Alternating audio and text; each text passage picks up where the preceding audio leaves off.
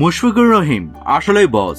গতকাল বিপিএল এর প্রথম ম্যাচে রাজশাহী ওয়ারিয়র্সের হয়ে মুশি এবং নাজমুল হোসেন শান্ত যে অনবদ্য 130 রানের জুটি গড়েছেন, এরপর মুশফিককে নায়ক বলতেই হয়। আর মুশফিক যদি নায়ক হন তাহলে শান্ত গত সন্ধ্যার মহানায়ক।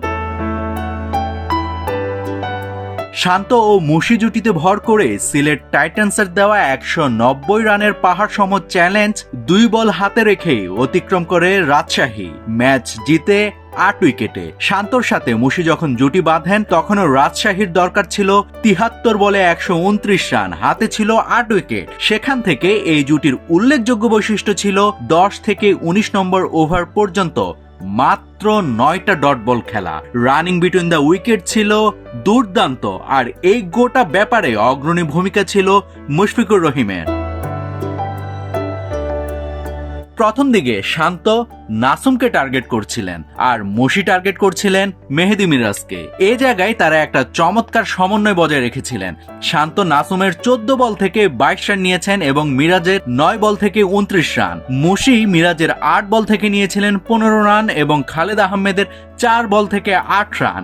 আরেকটা বিষয় বেশ উল্লেখযোগ্য, সেটা হচ্ছে শান্ত টার্গেট করছিলেন পেসার রুয়েল মিয়াকে আর মুশি চার্জ করছিলেন খালেদ আহমেদকে। এই জায়গাটাতেও এই দুজনের প্ল্যান এবং ম্যাচ আপ ছিল দুর্দান্ত।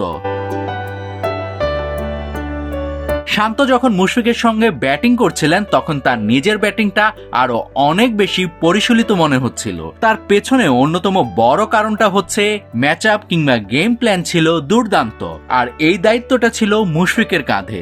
এই বিপিএলে সামনে এই দুজনের এই ধরনের আরো অনেক জুটি দেখলেও অবাক হওয়ার কিছু থাকবে না।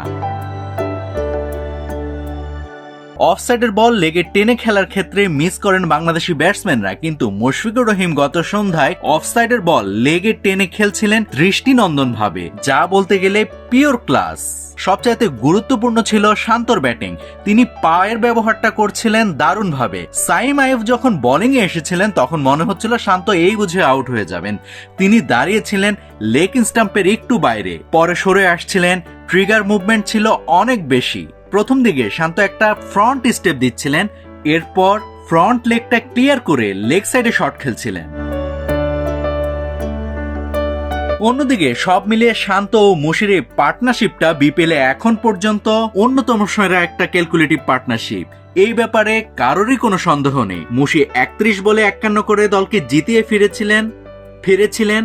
অন্যদিকে ম্যাচ সেরা শান্ত খেলেছেন 60 বলে অপরাজিত 101 রানের ইনিংস, যা বিপিএল এর এবারের আসনের প্রথম সেঞ্চুরিও বটে।